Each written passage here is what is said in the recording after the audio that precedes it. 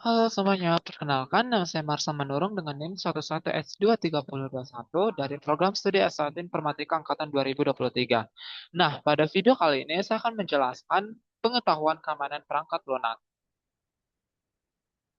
Nah, apa aja sih yang akan saya bahas pada hari ini? Yang pertama ada mind maps, yang kedua ada jenis-jenis knowledge atau pengetahuan, yang ketiga ada perbandingan jenis knowledge, dan yang keempat ada katalog, yang kelima ada yang kesimpulan.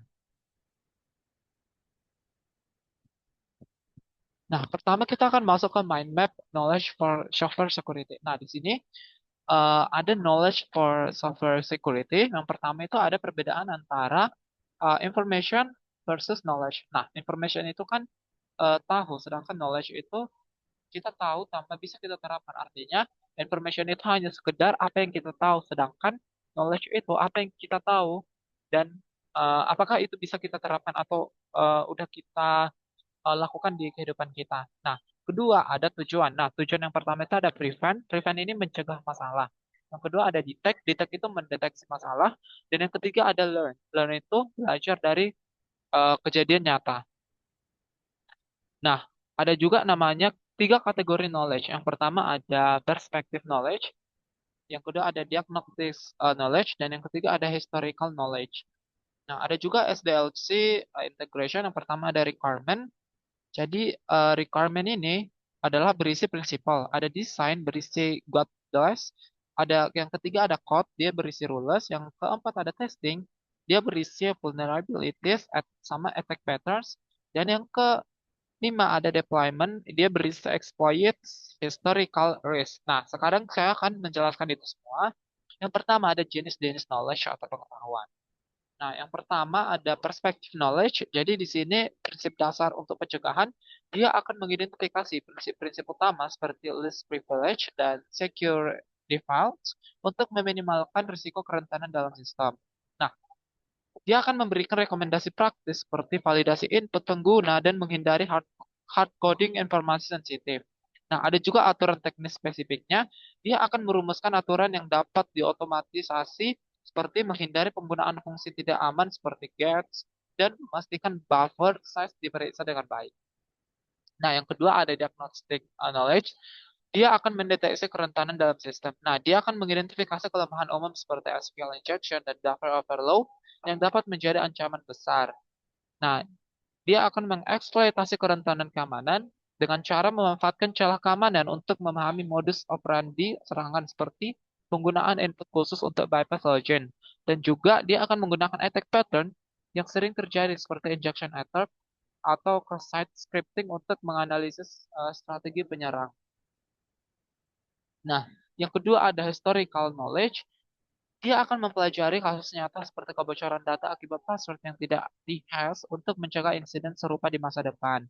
Nah, dampaknya bisnis atau sistem akibat serangan seperti ransomware pada infrastruktur perusahaan. Dia akan menjadikan pengalaman sebelumnya menjadi acuan untuk langkah-langkah mitigasi dan perbaikan agar lebih tanggap terhadap risiko di masa mendatang.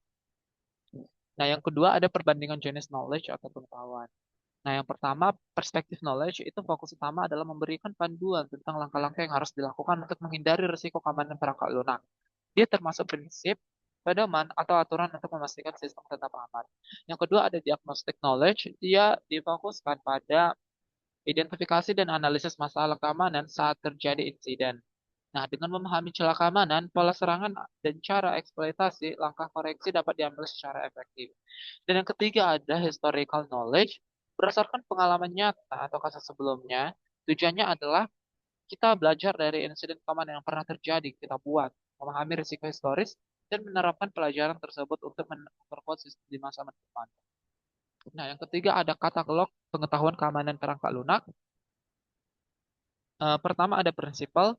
Prinsipal ini adalah mengandung hak akses minimal atau least privilege. Jadi dia akan membatasi hak akses pengguna dan proses hanya pada level minimum yang diperlukan untuk menjalankan tugas. Dia akan berguna untuk mengurangi risiko potensi serangan jika terjadi pelanggaran. Nah, ada juga defensive coding. Digunakan pendekatan defensif dalam pemrograman untuk menghadapi input yang tidak terduga, sehingga dapat mencegah eksploitasi kode oleh pihak yang tidak diinginkan. Ada juga segresi tugas, misalkan fungsi-fungsi kritis dalam sistem untuk memastikan bahwa tidak ada satu entitas yang dikontrol terhadap proses testing. Yang kedua ada pedoman atau what the lens. Itu pertama ada validasi input pengguna. Nah, kita akan memastikan semua masukan yang diterima dalam pengguna telah tervalidasi dengan benar untuk mencegah injeksi kode atau data berbahaya. Kedua, menghindari hard coding data sensitif. Nah, jangan menyimpan informasi sensitif seperti kata sandi atau kunci enkripsi langsung di dalam sumber kode. Dan yang ketiga, ada gunakan algoritma enkripsi terkini. Nah, pastikan semua data penting dienkripsi menggunakan algoritma yang aman dan telah diakui secara luas demi melindungi integritas serta kerahasiaan data. Yang ketiga ada rules atau aturan. Yang pertama, rulesnya itu hindari pemakaian fungsi yang kurang aman seperti gets. Dan juga yang kedua ada periksa ukuran buffer secara konsisten. Nah, buffer overflow adalah salah satu celah keamanan yang paling umum. Yang ketiga ada gunakan fungsi yang lebih aman. Nah, alihkan penggunaan fungsi yang tidak aman seperti fgets, alih-alih atau kan tadi kan fungsi yang kurang aman itu gets. Nah, kita mengalihkan atau menggantinya itu menjadi fungsi fgets untuk memastikan perlindungan terhadap potensi eksploitasi. Nah, ya. Selanjutnya ada rules atau aturan juga yang tadi. Nah, ini lanjutannya keempat ada validasi input secara ketat.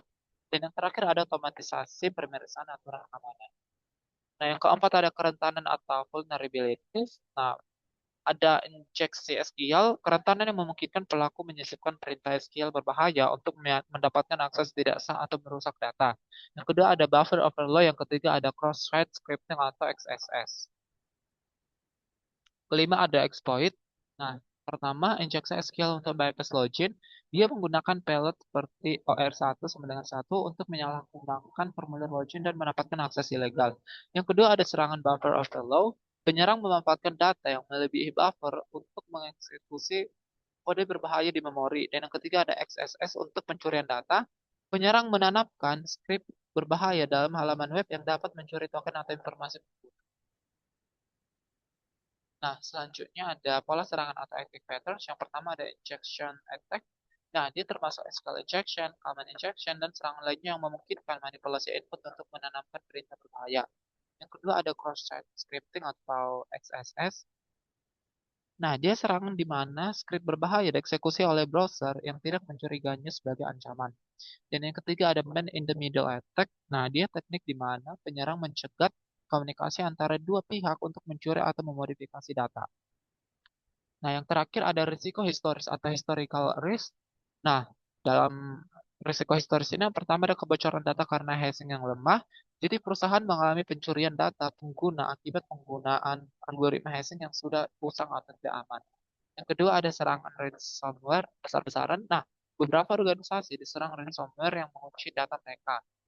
Dia akan menyebabkan kerugian finansial yang lebih besar.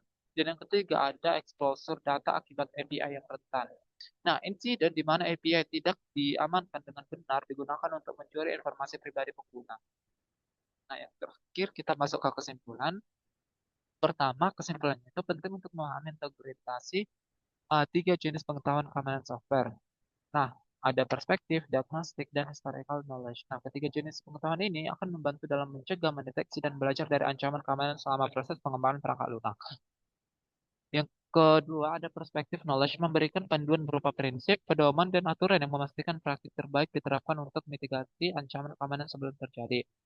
Selanjutnya ada diagnostic knowledge, dia akan memfasilitasi deteksi dan analisis terhadap kerentanan, pola serangan, dan eksploitasi yang ditemukan dalam sistem, membantu memahami apa yang salah dan bagaimana serangan terjadi. Dan yang terakhir ada historical knowledge, dia berasal dari kasus nyata atau pengalaman sebelumnya yang memberikan pelajaran berharga tentang bagaimana risiko historis memengaruhi sistem atau bisnis. Nah, sehingga kita dapat mengambil langkah-langkah pencegahan di masa depan dari kesalahan kita di masa lalu. Sekian video penjelasan dari saya. Jika ada salah kata, saya mohon maaf.